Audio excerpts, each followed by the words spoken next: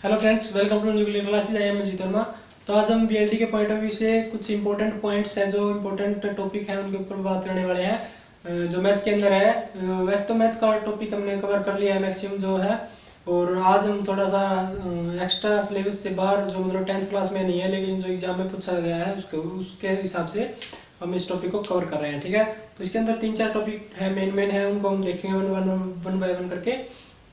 जिसके अंदर जैसे कि जो अपना रेशियो वाला है, एक परसेंटेज वाला है, एक लॉस प्रॉफिट वाला है, एंड एक ये प्रिंसिपल वाला है। ठीक है, ये इंटरेस्ट वाला। ठीक है, तो इन 3-4 टॉपिक्स को हम देखेंगे। मेनली हम इसका थोड़ा सा ओवरव्यू देखेंगे, उसके बाद हम इसके क्वेश्चंस भी करेंगे। ठीक है, जो एग्जाम में के पॉइंट ऑफ व्यू से इंपॉर्टेंट है, एग्जाम में पूछे जा सकते हैं, पहले भी पूछे गए 2019 के हिसाब से देखें तो हम, तो ये टॉपिक्स आए हुए हैं। ठीक है, तो स्टार्ट करते हैं वन बाय वन करके। सबसे पहले हम बात कर लेते हैं रेशियो के ऊपर। रेशियो क्या होता है? रेशियो, ठीक है, रेशियो का मतलब होता है मेनली कंपैरिजन करना। इसको हिंदी में भी बता देता हूँ मैं साथ साथ में, क्योंकि ये टॉपिक से थोड़े से हिंदी में ज़्यादा समझ में आएंगे आपको। रेशियो रेशियो का मतलब होता है अनुपात।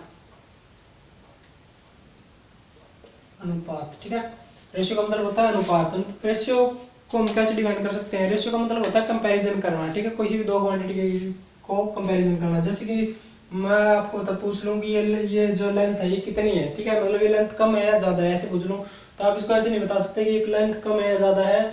आपको इसके लिए एक और लाइन चाहिए, इसके ज़्यादा आप इसको कंपैरिजन कर सकते हो। ठीक है, अगर अब मैं पूछूं कि ये लाइन बड़ी है या छोटी है, तो आप इसको बता सकते हो कि लाइन छोटी है, ये बड़ी है। ठीक है, तो इस तरह से कंपैरिजन करने के लिए दो क्वांटिटी की जरूरत पड़ती है। ठीक है, तो उसी को बोलते हैं हम ratio, comparison between two quantities. ठीक है, तो इसको बोलते हैं हम रेशियो। एग्जाम्पल के तौर पे मैं आपको बता देता हूँ, जैसे कि हमारे पास ये कुछ भी मान लो 20 फ्रूट मान लिए हमने। ठीक है, 20 फ्रूट हमारे पास, 20 फल है। ठीक है, तो इसमें से पूछ लिया, इसमें से बोल रखा है इसने 4 है, वे क्या है? ऑरेंज है।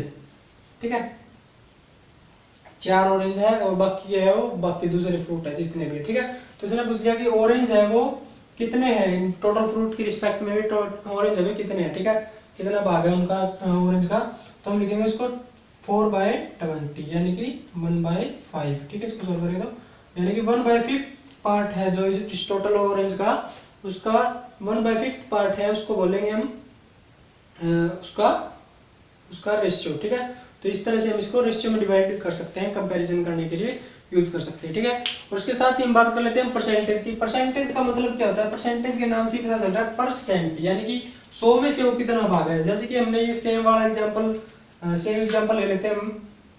20 फ्रूट में से 4 है वो क्या है? ऑरेंज थे अपने। ठीक है, 20 में से 4 ऑरेंज थे। इसने ये बोला है कि इसका परसेंटेज बताओ कि ये 4 ऑरेंज है, ऑरेंज का परसेंटेज कितना है। ठीक है, हमें पता है ऑरेंज कितने 4 है, कितने में से है? 20 में से है। ठीक है, यानी कि 20 में से कितने ऑरेंज हमारे पास? टोटल 4। ठीक है, 20 टोटल फ्रूट है और 20 में से 4 हमारे पास ऑरेंज है। ठीक है, तो इसने बोला है कि इसका परसेंटेज बताओ। परसेंटेज का मतलब होता है परसेंट, 100, यानी कि 100 में से उसका कितना भाग है। ठीक है, 100 के हिसाब से देखें तो हम इसको सोल्व करेंगे हम, तो ये कितना आ जाएगा? 1/5। 100/100 से मल्टीप्लाई कर दिया हमने, अगर इसको हम कैलकुलेट करेंगे तो ये आ जाएगा 20। ठीक है, और ये नीचे वाला 100 है, इसी का मतलब होता है परसेंट। जो ये साइन लगाते हैं हम, इसका मतलब क्या होता है? 100%। ठीक है, यानी कि 20% हो गया। 20% को अगर हम लिखना चाहें दोबारा से रेशियो के फॉर्म में, तो हम इसका ऐसे लिखते हैं 20%, 20/100। ठीक है, आगे बात सुन लें, यानी 20% का मतलब 20/100, यानी 100 में से वो कितना है। आगे बात सुन लें। ठीक है, तो ये जो 4 ऑरेंज थे वो टोटल में से अगर देखें तो 20% है, टोटल फ्रूट्स का 20% है। ठीक है, आगे बात सुन लें। अब देखो, जो परसेंटेज इसके हिसाब से मतलब डिफरेंट टाइप के क्वेश्चन बढ़ जाते हैं परसेंटेज के ऊपर, कैसे कैसे पूछ लेते हैं। तो देखो एक बार, जैसे कि पूछ लिया कोई रकम दे दी, x है वो y का कितना परसेंट है, इस तरह से पूछ ले कि x y का कितना परसेंट है। ठीक है, तो इसको आप कैसे लिख सकते हो? x इंटू वाई बाय 100, किसी का भी परसेंटेज कैलकुलेट करने के लिए। ठीक है, मतलब x का y परसेंट कितना आएगा, तो उसकी वैल्यू निकालने के लिए हम क्या ऐसे लिखते हैं? x y by 100। ठीक है, एग्जांपल के तौर पर मैं आपसे पूछ लूं कि 100 का 20% कितना होगा। ठीक है, 100 का 20% कितना होगा, तो 100 का 20% आप कैसे निकालोगे? 100 इंटू 20 डिवाइडेड बाय 100, ठीक है। 100 से 100 कैंसिल हो जाएगा तो 20, यानी 20 ही 100 का 20% होगा, ठीक है। इसी तरह से मैं एक और एग्जांपल ले लेता हूँ परसेंटेज के लिए। जैसे मैं पूछ लूँ आपसे, पूछ लिया 500 पूछ लिया, 500 का 30% कितना होगा, ठीक है। 500 का 30% आपको कैलकुलेट करना, तो आप कैसे कैलकुलेट करोगे? 500 इंटू 30 बाय 100, ठीक है। सीधी डायरेक्ट मल्टीप्लाई एक हिसाब से देखो तो आप 30% का मतलब 30 बाय 100, ठीक है। 2 से 2 जीरो कट जाएगी और 5 दिए 15, यानी कि जो 150 है, 150 रुपया लगा लो, अगर कुछ भी लगा लो, 150 है वो 500 का 30% है, ठीक है। 30% हिस्सा कितना हो जाएगा? 150, यानी कि 150 हो जाएगा 150, 500 का 30% हिस्सा, ठीक है। ये बात आ गई अगर हमें परसेंटेज पता हो और हमें रकम निकालनी हो उसकी, ठीक है। अब हम इसको रिवर्स करके भी देख सकते हैं कि हमें मतलब रकम की रकम दे रखी है और हमें उसकी परसेंटेज निकालना है, तो हमें परसेंटेज कैसे निकालेंगे उसकी, ठीक है। परसेंटेज के लिए आप वापसी से इसको दोबारा से मल्टीप्लाई कर सकते हो। जैसे कि एग्जांपल के तौर पे मैं पूछ लेता हूं आपसे, जो 400 है, ठीक है, 400 का 400 टोटल हमारे पास रकम है, ठीक है। और उसने पूछ लिया कि जो 300 पूछ लिया, 300 कितने परसेंट, 300 रकम है जो, मान के चलो 400 रुपए मान के चल रहा हूँ एक बार, 400 रुपए है, 400 में से 300 रुपए टोटल कितना परसेंट है, ठीक है। तो इसका परसेंटेज बताना आपको, 300 है वो कितना परसेंट है इसका। तो आप इसको कैसे फाइंड आउट करोगे परसेंटेज को? आप लिखोगे 300 बाय 100, मतलब 400 इंटू 100, ठीक है। ये 100 चला जाएगा मल्टीप्लाई में, 100 चला जाएगा मल्टीप्लाई में, और जो अपना ये टोटल रकम थी आ जाएगी नीचे, और ये परसेंटेज आ जाएगा अपना वापसी से, ठीक है। तो ये कितना, इसको कैलकुलेट करोगे आप, यहाँ से नहीं यहाँ से कर लो आप, 2000 2500, ठीक है। तो 25 दिया 75, ठीक है। तो 75% है ये, 300 है वो कितना है? 75% है, ठीक है। 400 में से 300 अगर ले रहे तो हमने क्या कर लिया? 75% हिस्सा उसका ले लिया, ठीक है। आगे बात समझे, यहाँ से भी आप इसको रिवर्स करके देख सकते हो, या फिर आप डायरेक्ट भी लिख सकते हो। जो रकम आपको पूछा जिसका परसेंटेज आपको फाइंड आउट करना है, जैसे मैं एक और एग्जांपल ले लेता हूँ, 700 ले लेता हूँ मैं एक और रकम, और इसमें से मैं पूछ लेता हूँ 300 है वो कितना परसेंटेज है, ठीक है। तो आप 300 को लिखोगे ऊपर और बड़ी वाली रकम को लिखोगे नीचे और इनटू में कर दोगे 100, ठीक है। तो इस हिसाब से इसका आप क्या निकाल सकते हो? परसेंटेज, ठीक है। इसको आप कर लेना, 728, 2 बच गया 20 और 7 दूनी 14, और ये समथिंग इतना परसेंटेज आ जाएगा, ठीक है। इसको आप कैसे फाइंड आउट कर सकते हो, इतने परसेंटेज निकालेंगे, ठीक है। तो आप परसेंटेज निकालना सीख गए और परसेंटेज रकम निकालना भी सीख गए हो। अब हम बात कर लेते हैं लॉस प्रॉफिट के ऊपर। लॉस प्रॉफिट क्या होता है, लाभ हानि क्या होता है, ठीक है।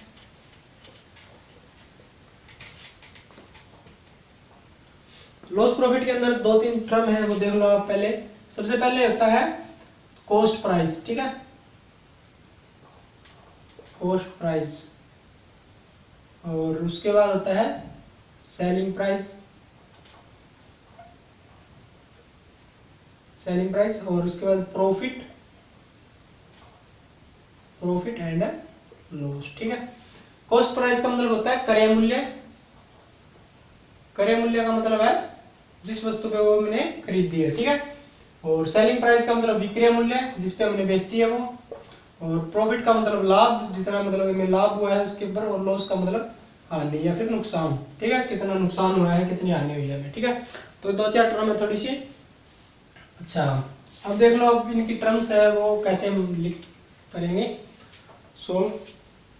सबसे पहले हम बात करेंगे कि जो है जो प्रॉफिट है वो क्या होता है, ठीक है। जैसे कि मान के चलो हमने कोई वस्तु ली, मैं ऐसे लिख देता हूँ क्रय मूल्य, क्रय मूल्य, चलो इसको छोड़ो। जैसे कि मान के चलो हमारे पास है जो कॉस्ट प्राइस है, ठीक है। कॉस्ट प्राइस को लिख दिया सी से और सेलिंग प्राइस को लिख दिया एस से, ठीक है। यानी ये होगा क्रय मूल्य, क्रय मूल्य, और ये हो गया विक्रय मूल्य, ठीक है। यानी खरीदने वाला मूल्य है जो खरीदा है जिस रेट पे हमने, और ये एस है जो हमने रेट पे बेचा है, ठीक है। अगर हमारा जो विक्रय मूल्य है या फिर जो सेलिंग प्राइस है वो क्रय मूल्य से ज्यादा है, यानी कि ये वाली टर्म है, ये वाली टर्म अगर इससे ज्यादा है तो इसका मतलब क्या हुआ, हमें वह प्रॉफिट लाभ हुआ है। यानी कि हमने खरीदी तो कम में थी और बेची ज्यादा में है, तो हमें क्या हुआ है, प्रॉफिट हुआ है, लाभ हुआ है, ठीक है। जैसे कि मान के चलो हमने कोई वस्तु खरीद ली 40 रुपए की और बेच दिया उसको 45 रुपए का, ठीक है। तो हम क्या करेंगे, प्रॉफिट निकालने के लिए प्रॉफिट किसके बराबर हो जाएगा, प्रॉफिट हो जाएगा विक्रय मूल्य माइनस में क्रय मूल्य, ठीक है। विक्रय मूल्य माइनस में क्रय मूल्य कितना हो जाएगा, ये 45 में से 40 गया 5 रुपए, ठीक है। तो 5 रुपए का ये क्या हुआ, प्रॉफिट, ठीक है। तो ये प्रॉफिट का कब होता है, जब विक्रय मूल्य की वैल्यू ज्यादा हो, ठीक है। अगर क्रय मूल्य की ज्यादा हो विक्रय मूल्य कम हो, यानी कि जिस रेट पे हमने खरीदा था वो तो ज्यादा है और जिस रेट पे हमने बेचा है वो कम है, तो इस हिसाब से हमें होगी हानि या फिर लॉस, लॉस हो जाएगा हमें, ठीक है। तो लॉस को आप कैसे फाइंड आउट करोगे, लॉस किसके बराबर होगा, क्रय मूल्य, क्रय मूल्य, क्रय मूल्य माइनस में विक्रय मूल्य, ठीक है। यानी क्रय मूल्य का मतलब कॉस्ट प्राइस माइनस में विक्रय मूल्य का मतलब सेलिंग प्राइस, ठीक है। तो ये कितना हो जाएगा, लॉस हो जाएगा, ठीक है।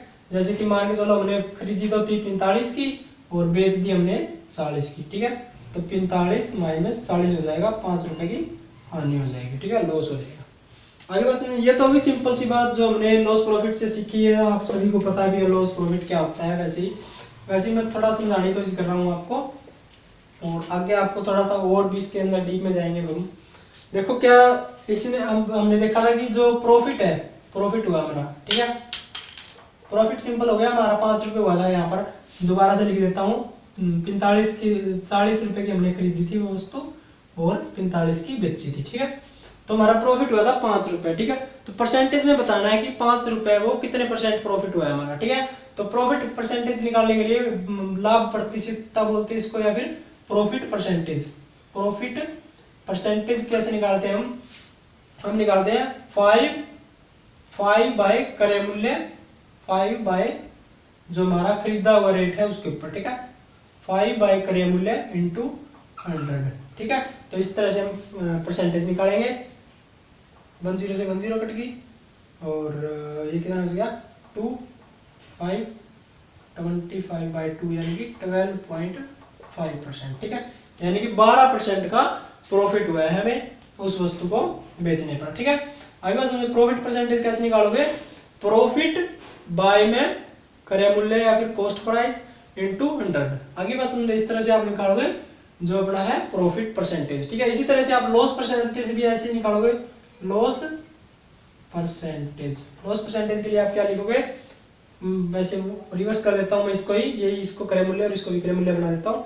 तो इस हिसाब से मान के चलो हम 5 रुपए की हमें हानि हुई है, तो 5 रुपए की हानि डिवाइडेड बाय हमने खरीदी कितने की थी, वो खरीदी कितने की थी 45 की इंटू 100, ठीक है। 5 में 45 और कितना बच गए 9 कम 9 यानी कि 11% की हानि, 11.11 समथिंग इस तरह से इतने परसेंटेज की हमें हानि हुई, 11% हानि हो गई हमें, ठीक है। तो इस तरह से हम निकाल सकते हैं लॉस प्रॉफिट और जो इनका परसेंटेज है वो उस हिसाब से, ठीक है। तो परसेंटेज और मेनली उसी पे मेन बात जो परसेंटेज के हिसाब से हम कैसे निकालेंगे, ठीक है।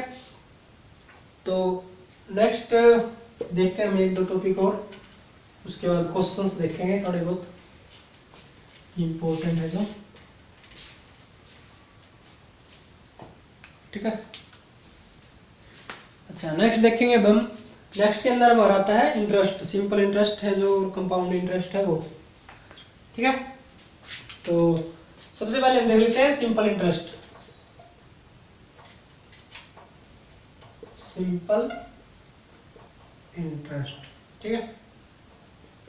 ये सारे फॉर्मूले आप लिख लेना है नोटबुक में कहीं पर भी, वैसे इजी याद भी होंगे आपको, थोड़ा सा रिवाइज करवा रहा हूँ मैं, बहुत पुरानी बातें हो गई है, वो 8th क्लास में आती थी, ठीक है।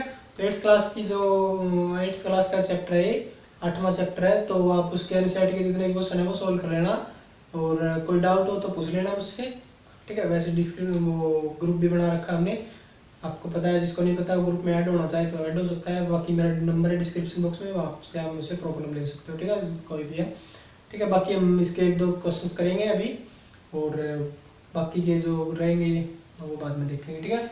तो सबसे पहले बात करते हैं सिंपल इंटरेस्ट या फिर साधारण ब्याज, ठीक है। हिंदी में बोलते हैं इसको साधारण ब्याज, ठीक है। साधारण ब्याज क्या होता है कि मतलब जो हम कोई वैल्यू लेते, कोई रकम लेते हैं हम किसी से उधार पे, मतलब ब्याज पे लेते हैं, तो उसका कितना ब्याज बढ़ता है। वैसे देखो ये क्वेश्चन एग्जाम के पॉइंट ऑफ व्यू से नहीं, रियल लाइफ में भी काम आने वाला टॉपिक है, थोड़ा सा इसको ध्यान से देख लेना, ठीक है। तो सबसे पहले हमारे पास 2-3 टर्म्स होती हैं, उनको मैं बता देता हूँ आपको हिंदी और इंग्लिश दोनों के अंदर। सबसे पहले होता है हमारे पास प्रिंसिपल, प्रिंसिपल वैल्यू, या फिर इसको हिंदी बोल देते हैं मूलधन। आगे बात समझे, मूलधन, ठीक है। इसके बाद होता है अपना रेट, हिंदी में बोलते हैं इसको दर, ठीक है। इसके बाद अपना टाइम या फिर समय बोल देते हैं इसको, और इंटरेस्ट, इंटरेस्ट को क्या बोलते हैं, ब्याज, ठीक है। इंटरेस्ट को क्या बोलते हैं, ब्याज। ये हो गया अपना। तो हमें सिंपल इंटरेस्ट निकालना सबसे पहले, उसके बाद हम नेक्स्ट देखेंगे। सबसे पहले हम देखेंगे ब्याज कैसे निकालते हैं किसी भी टर्म का, ठीक है। ब्याज निकालने का सिंपल सा फॉर्मूला होता है, ब्याज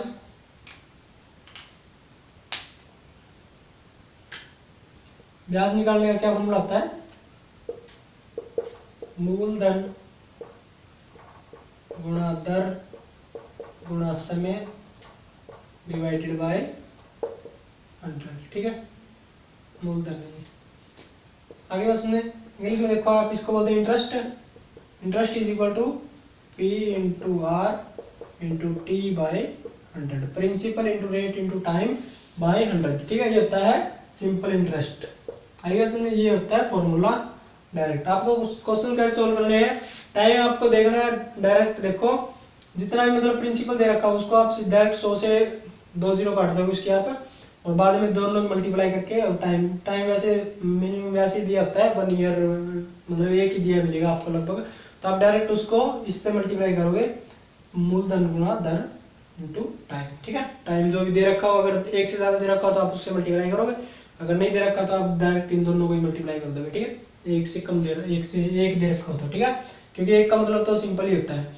आगे बात सुनने, और 1 से ज़्यादा दे रखा तो आप इसको मल्टीप्लाई करोगे डायरेक्ट, ठीक है। क्वेश्चन करेंगे हम तब देखेंगे इसको मतलब कैसे को सोल्व करने हैं क्वेश्चन, ठीक है। तो ये हो गया अपना सिंपल इंटरेस्ट का फॉर्मूला, किस तरह से हमें ब्याज निकालना है। जैसे हमारे पास किसी ने, मैं एग्जांपल लेके चल रहा हूँ, हमने लिए किसी से 1 लाख रुपए उधार ले लिए किसी से, ठीक है। 1 लाख रुपए ले लिए हमने मूलधन, ठीक है। इंग्लिश में लिख देता हूँ, प्रिंसिपल है हमारे पास 1 लाख रुपए, ठीक है, 1 लाख, ठीक है। और हमने किस रेट से लिए हुए, 2 रुपए पर सैकड़ा, ठीक है, 2% के हिसाब से लिए हमने, 2 रुपए पर सैकड़ा के हिसाब से। और टाइम हमारा है 1 साल, ठीक है, 1 ईयर, 1 साल के लिए। तो हमने इंटरेस्ट निकालना, सिंपल इंटरेस्ट, ठीक है। सिंपल इंटरेस्ट मेनली 1 साल के लिए होता है जो सिंपल इंटरेस्ट लगता है हमारा। वैसे 1 साल के भी मतलब वो तो बंदे बंदे पर डिपेंड करता है कि किस तरह से चलेगा आगे आगे, ठीक है। तो मैं सिंपल इंटरेस्ट निकालने के लिए डायरेक्ट, जैसे 1 ईयर दे रखा है तो आपको कुछ सोचने की जरूरत नहीं है, यहाँ से डायरेक्ट 2 जीरो काटो और 2 से मल्टीप्लाई करके यहाँ पर लिख दो सीधा 2000। आगे बात समझ में। तो इस तरह से करना आपको सिंपल इंटरेस्ट निकालने का काम, ठीक है। क्योंकि नीचे 2 जीरो आनी है, 2 जीरो से 2 जीरो कटनी है, तो 2 जीरो को, ये 2 जीरो एक्चुअल में ये परसेंटेज वाली ही है, परसेंट को आप क्या लिखोगे, 2/100 लिखोगे, ठीक है। तो 100 से 100 कट जाएगा 2 जीरो, और ये बच जाएगा 1000, 1000 से 2 से गुणा करोगे तो ये बच जाएगा अपने पास 2000, ठीक है। तो ये हो गया अपना सिंपल इंटरेस्ट, फॉर्मूला मैंने आपको बता दिया था। अब हम बात कर लेते हैं किसी कंपाउंड इंटरेस्ट के ऊपर। कंपाउंड इंटरेस्ट के अंदर क्या होता है, कंपाउंड इंटरेस्ट के अंदर होता क्या है कि मतलब ऐसे लेते हैं 3 साल के लिए लिया किसी ने ब्याज पे, ठीक है। कंपाउंड इंटरेस्ट इसको बोलते हैं कंपाउंड इंटरेस्ट, ठीक है। कंपाउंड इंटरेस्ट या फिर चक्रवर्ती ब्याज, चक्रवर्ती ब्याज, ठीक है।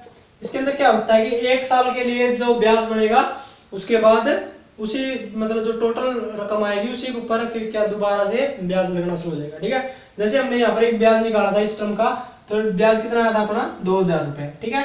तो जो टोटल रकम हमें अगले को देनी पड़ेगी उसको बोलते हैं मिश्र धन, ठीक है, मिश्र धन बोलते हैं हिंदी में, और इंग्लिश में बोलते हैं इसको टोटल वैल्यू बोल सकते हो इसको, ठीक है। तो मिश्र धन कितना हो जाएगा, 1 लाख तो जो देने थे वही, ठीक है, 4 5 प्लस में 2000 और ऐड हो जाएंगे इसके अंदर, ठीक है। तो 2000 और 1 लाख यानी कि कितने हो गए, 1,02,000, ठीक है। 1,02,000 रुपये में देने पड़ेंगे जो टोटल वैल्यू है उसको, ठीक है, टोटल मिश्र धन। आगे बात समझे। तो ये होता है सिंपल इंटरेस्ट, ये हमें देना पड़ता है ऐसे। लेकिन जो कंपाउंड इंटरेस्ट है उसके अंदर क्या होता है, 1 साल के लिए तो हमारी जो वैल्यू है वो यही रहेगी, ठीक है। 1 साल के लिए हमें मतलब मिश्र धन हो गया इतना 1 साल के लिए, ठीक है। नेक्स्ट ईयर क्या होगा, नेक्स्ट ईयर इसके ऊपर ब्याज लगेगा, ठीक है, इसके ऊपर ब्याज लगेगा ऐसे, ये हो जाएगा अपना मूलधन हो जाएगा ये। और उसके बाद दर कितनी अपनी 2% के हिसाब से ली थी मान ले 1 साल के लिए, ठीक है। तो आगे अपना ब्याज इसके ऊपर लगना शुरू हो जाएगा। तो ये कितना हो जाएगा 1020 2040 रुपए, ठीक है। यानी कि पहले से कितने रुपए ज्यादा हो गया, एक्स्ट्रा 40 रुपए एक्स्ट्रा लगने शुरू हो गए। तो इसको बोलते हैं मिश्र धन।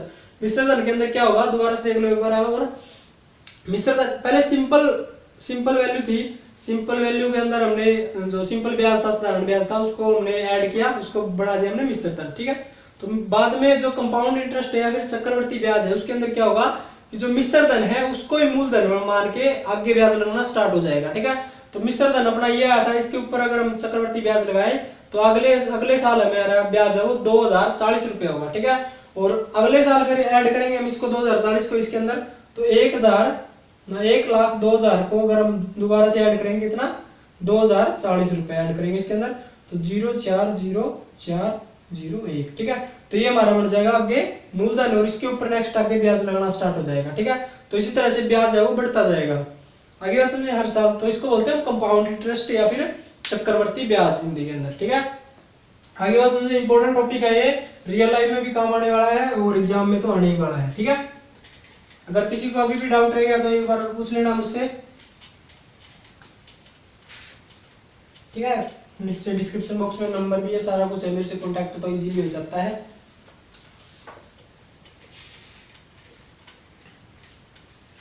ठीक है। तो ये हो गया अपना सिंपल इंटरेस्ट वाला हो गया, लॉस प्रॉफिट वाला हो गया, जो मतलब मेन टॉपिक थे वो अपने हो गए हैं लगभग सारे, ठीक है। तो मैं एक मिनट ये और बता देता हूँ आपको, जनरल फॉर्मूला जो कंपाउंड इंटरेस्ट निकालने का, वैसे इसको पूछ भी सकते हैं डायरेक्ट, ठीक है। तो फॉर्मूले तो आपको सभी को पता ही होगा। सबसे पहले सिंपल इंटरेस्ट का क्या होता है, principal into rate into time by 100, ठीक है। ये होता है अपना सिंपल इंटरेस्ट का। अगर कंपाउंड इंटरेस्ट का पूछ ले तो कंपाउंड इंटरेस्ट का कितना क्या फॉर्मूला होता है, कंपाउंड इंटरेस्ट का होता है प्रिंसिपल इंटू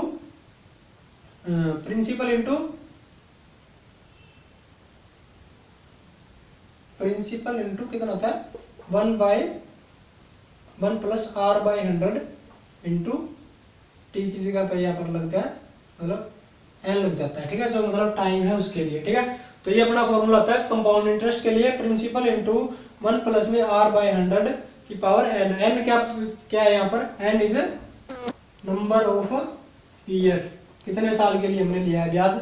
n ये भी लिख सकते हैं यहाँ पर, हम t भी लिख सकते हैं, टाइम जो कितने साल के लिए लिया, ठीक है। तो डायरेक्ट हम उसका निकाल सकते हैं इजीली। आगे बात समझे, जैसे कि सिंपल वही क्वेश्चन देख लेते हैं हम। उसके अंदर हमने 1 लाख रुपए लिया था ना ब्याज, 1 लाख रुपए लिया था उधार में 2 रुपए के हिसाब से। तो उसका हम अगर लास्ट में 3 साल के लिए निकाल के देखें, अगर एक बार हम 2 साल के निकाल के देख लेते हैं क्योंकि मेरे रकम का पता है, ठीक है। तो प्रिंसिपल कितना था हमारा 1 लाख रुपए, ठीक है, 10,000 1 लाख हो गया, प्लस में 1 बाई आर कितना है 2%, 2/100, ठीक है, इंटू में टाइम कितना है 2, मतलब 2 साल के लिए निकाल रहे हैं हम एक बार फाइंड आउट कंफर्म करने के लिए, ठीक है। तो ये हो जाएगा 1/50, 1/50 को हम इसको ऐड करेंगे कितना हो जाएगा 51/50, ठीक है। तो ये हो जाएगा 1 लाख इंटू 51/50, ऊपर स्क्वायर है 2 बार लिख देंगे हम इसको 151/50, ठीक है। 2 0 से 2 0 कटेंगे हम यहाँ से, 5 से काटेंगे 5 दूनी 10, ठीक है। कितना बच गया ये 200, फिर 5 से काटेंगे 5 चौका 20, 40 हो गया, ठीक है। नीचे वाले के ऊपर वाले को इसको मल्टीप्लाई कर दो, एक सेकंड में, ऊपर वाले को मल्टीप्लाई करो आप कितना आ जाएगा, इसको पहले इन दोनों को कर लो, 51 को और 51 को, 51 इंटू 51 51 यानी 5, 51 5 जा कितना हो जाएगा 5 और 25 255, ठीक है। 255 और 5,260, ठीक है। तो ये आ गया अपना, इन दोनों मल्टीप्लाई इंटू में 40 की और कर दो, 4 से 4 एकम 4 0 और 6 चौका 24 2 4 दूनी 8 और 2 10, ठीक है। एक जीरो लग जाएगी अपनी 40 वाली।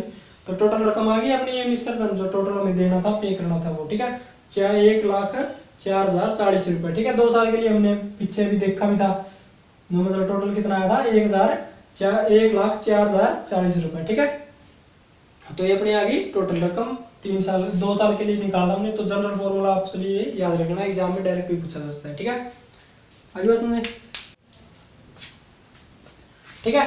तो नेक्स्ट अपने जो टॉपिक थे वो कवर हो गए। मैंने जो जितना भी मतलब इम्पोर्टेंट था इसके बारे में, जो मतलब नॉलेज थी वो हो गई अपनी कंप्लीट। बाकी इसके एग्जाम्पल बचते हैं, वो एग्जाम्पल करके देखना आप एक बार, उसके बाद हम करेंगे। एक एग्जाम्पल मैं आपको करवा रहा हूँ जो मतलब परसेंटेज वाला है, परसेंटेज के ऊपर थोड़ा सा ज़्यादा ध्यान रखना आपको। और एक जो मतलब पिछली बार इसके ऊपर टॉपिक इसके ऊपर नहीं आया था, जो कंपाउंड इंटरेस्ट है इसके ऊपर जो पीछे वो क्वेश्चन नहीं आया था, ठीक है। तो इस बार आने के चांसेस है, तो आप इसको ध्यान रख लेना। फॉर्मूले तो सारे याद रख लेना, बिल्कुल डायरेक्ट ही फॉर्मूला पूछ सकते हैं जो कंपाउंड इंटरेस्ट है उसका, ठीक है। आगे बात समझे, तो एक एग्जांपल दे रखा है एनसीईआरटी के अंदर, वो मैं आपको सोल्व करा रहा हूँ। उसके अंदर मतलब 3-4 टॉपिक है जो साथ साथ में आपके कवर हो जाएंगे।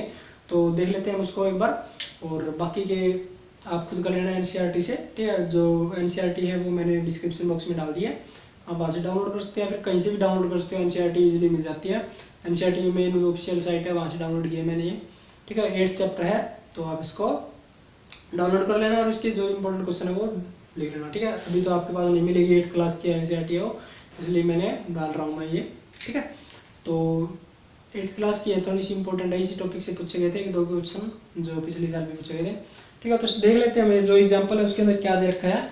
एग्जाम्पल के अंदर दे रखा है, a picnic is being planned in a school for class 7th, girls are 60% of the total number of student and are 18 in number. मतलब जो टोटल नंबर ऑफ स्टूडेंट है उसका 60% है और 18 है नंबर के अंदर। तो मतलब इसने कुछ पॉइंट पूछे हुए हैं वो बताने हैं। और नेक्स्ट इसने दे रखा है, the picnic site is 45 kilometre from the school and the transport company is charging at the rate of 12 kilometre per hour. The total cost of refreshment will be, मतलब दे रखी इसने 4280 रुपये, ठीक है। तो 1 बाय 1 हम स्टेटमेंट पढ़ते जाएंगे और 1 बाय 1 हम इसको सोल्व करते जाएंगे, देखते जाएंगे क्या क्या इसने पूछा हुआ है, ठीक है। तो सबसे पहले इसने दे रखा है कि जो गर्ल्स है वो 60% है नंबर के अंदर, गर्ल्स है वो 60% है, ठीक है, बॉयज की संख्या में, ठीक है। बॉयज के से रिलेटेड वो मतलब टोटल क्लास के अंदर 60% है और 18 है नंबर के अंदर, ठीक है। नंबर इसमें दे रखा है और 60% दे रखा है, तो टोटल वैल्यू में बतानी है। परसेंटेज के निशान हटाने के लिए 100 से डिवाइड कर देंगे, बाय में मतलब मल्टीप्लाई में कर देंगे हम, जो मतलब टोटल परसेंटेज है, ठीक है। तो इसको आप कैलकुलेट करोगे तो कितना आ जाएगा, 3 ये आ जाएगा 5, ये 5 बाय 5 आ जाएगा। इसको आप 3 से काटोगे तो कितना हो जाएगा, 6 30, ठीक है। यानी टोटल स्टूडेंट कितने हैं, 30 है। आगे बात समझे, टोटल स्टूडेंट कितने हमारे पास 30 है और जो गर्ल्स है वो दे रखी है इसने पहले ही 18 है, ठीक है। बच गए बॉयज कितने बच गए हमारे पास, 12, ठीक है। तो 12 लड़के हैं और 18 लड़कियां हैं। ये परसेंटेज दे रखा था इन्हें, टोटल क्लास का जो परसेंटेज है वो 60% दे रखा था इन्हें, ठीक है। तो इसको आप डायरेक्ट इससे मल्टीप्लाई कर दोगे तो जो हमारे पास टोटल है स्टूडेंट है वे आ जाएंगे। टोटल स्टूडेंट में से गर्ल्स इसने दे रखे 18 है और बॉयज कितने बच गए हमारे पास, 12, ठीक है। आगे इसने दे रखा है, मतलब ये थोड़ा सा स्टेटमेंट दे रखी है, picnic site is 55 kilometre from the school and the transport company charging at the rate of 12 पर kilometre, the total cost of refreshment will be 4280, ठीक है। इजीली आपको समझ में आ जाएगा, एग्जांपल ये, ठीक है। सॉल्यूशन इसका डायरेक्ट दे रखा है एनसीईआरटी के अंदर ही। तो इसने पहले पार्ट के अंदर पूछा हुआ है, the ratio of numbers of girls to the number of boys in the class. Girls और बॉयज का जो रेशियो है वो पूछा हुआ है। गर्ल्स और बॉयज का रेशियो कितना आ जाएगा, 18 बाय 12, यानी 6 दूनी 12 और 6 3 18, यानी 3:2 है गर्ल्स रेशियो। गर्ल्स का और बॉयज का रेशियो पूछे तो कितना है, 3:2, ठीक है। तो इस तरह से रेशियो आपको फाइंड आउट करना है। और इसके बाद इसने पूछा है the cost per head if 2 teacher also going with the class, ठीक है। तो इसने दे रखा है 55 किलोमीटर की डिस्टेंस है और 12 किलोमीटर पर आवर के रुपए से हिसाब से वो चार्ज लगा रहा है इसको, ठीक है। रिफ्रेशमेंट भी दे रखी है, जो खर्चा है वो फलाना हमें कितना खर्चा आया है टोटल उसके ऊपर, ठीक है। तो पहले देखो जो 55 किलोमीटर है वो एक साइड का है, तो दोनों साइड का हमारे पास कितना हो जाएगा, 110 किलोमीटर हो जाएगा। ठीक है, 110 किलोमीटर हो गया दोनों साइड का, जो मतलब पिकनिक पे गए हैं। और 12 किलोमीटर के हिसाब से वो चार्ज कर रहा है इसको, तो 12 के हिसाब से कितना हो जाएगा ये 0 12 कम 12 12 कम 12 और 1 13। ठीक है, यानी 1320 रुपये हो गया किराया हमारा। ठीक है, एक बंदे का जो किराया वो कितना होगा 1320 रुपये। ठीक है, बाद में इसने दिया है कि जो रिफ्रेशमेंट है वो भी ऐड करनी है इसने। रिफ्रेशमेंट कितनी दी थी इसने 4280 रुपये। ठीक है, 4280 रुपये कितनी है, क्या है रिफ्रेशमेंट है, जो मतलब उन्होंने खाया पिया वहां पर, उसके लिए इतने रुपए का खर्चा है। ठीक है, तो जीरो कितना हो जाएगा टोटल खर्चा, 0 5 और 1 6 और 4 1 5। ठीक है, यानी कि 5600 रुपया टोटल खर्चा आया हमारा, जो मतलब आने जाने का और खाने पीने का टोटल। ठीक है, तो इसने बोला कि जो मतलब पर हेड है वो कितने रुपए आएगा हर एक पर्सन को अगर देखे तो टोटल पर्सन हमारे पास कितने हैं, टोटल पर्सन 30 तो स्टूडेंट हमारे पास। ठीक है, और उसने बोला है कि 2 टीचर भी इंक्लूड करने हैं, 2 टीचर, यानी कि टोटल कितने हो गए 32। ठीक है, तो एक बंदे के कितने आएगा, इसे 32 से डिवाइड कर दोगे आप इसको। ठीक है, तो 32 एकम 32 और 7 5। ठीक है, तो 175 रुपए प्रत्येक जो व्यक्ति है, प्रत्येक जो स्टूडेंट है, टीचर है, जो भी बंदे हैं, उसको हर एक बंदे को 175 रुपए पे करना पड़ेगा। ठीक है, तो इस हिसाब से आप इसको कैलकुलेट कर सकते हो। इजी क्वेश्चन था, थोड़ा जैसे स्टेटमेंट पढ़ते जाओगे वैसे वैसे इसको सोल्व करते जाओगे। ठीक है, तो ये थोड़े से एक्स्ट्रा टॉपिक थे हमारे, और बाकी 1 2 टॉपिक और होगा तो आप बता देना। बाकी जो इंपॉर्टेंट लगेगा मैं आपको करवा दूंगा, एक्स्ट्रा स्टॉक चलेगा अब अपना। आगे साइंस की वीडियो आएगी, उसके अंदर भी हम एक्स्ट्रा टॉपिक है वही कवर करेंगे। और बाकी तो अपना हो गया है। ठीक है, तो एग्जाम भी अब होने वाला है, तो एग्जाम के न्यूज़ के हिसाब से तो अभी तो हम कुछ नहीं करेंगे, क्योंकि हम पहले भी बहुत बार कह चुके हैं कि ऐसे हुआ है, अब होगा अब होगा। ठीक है, तो अभी तक जब तक विषय नहीं आता तब तक तो हम कुछ नहीं बोलेंगे हम। लेकिन न्यूज़ यही है कि दिसंबर तक हो जाएंगे, क्योंकि देखो जो फर्स्ट ईयर के एग्जाम होने हैं वो सेकेंड ईयर के तो चल ही रहे हैं, आपको पता है। और जो फर्स्ट ईयर के जो एग्जाम होने हैं वो 10 तारीख से तक बोल रहे हैं, मैक्सिमम 15 हो जाएगी बस। ठीक है, 15 से ज़्यादा नहीं करेंगे, तो 7 8 दिन और लगा लो आप, तो इस मंथ के अंदर करवाने की कोशिश कर रही हैं। ये ऐसा बोल रहा है कि ऊपर से प्रेशर आया है, गए थे यूनिवर्सिटी के अंदर, तो बोल रहे थे ऐसा ही कुछ ऊपर से जो मतलब एग्जाम होने के प्रेशर आया हुआ है, तो एग्जाम जल्दी ही कंडक्ट करवाया जाएगा आपको। ठीक है, तो अपनी तैयारी पूरी रखना, जो भी आपको प्रॉब्लम आए किसी टॉपिक के अंदर वो मुझसे पूछ लेना। ठीक है, व्हाट्सअप नंबर दे रखा है मैंने डिस्क्रिप्शन बॉक्स के अंदर, वहाँ से आप मुझसे कॉन्टैक्ट कर सकते हो। ठीक है, तो तब तक के लिए बेस्ट ऑफ लक, मिलते हैं नेक्स्ट वीडियो के अंदर। ठीक है, थैंक यू।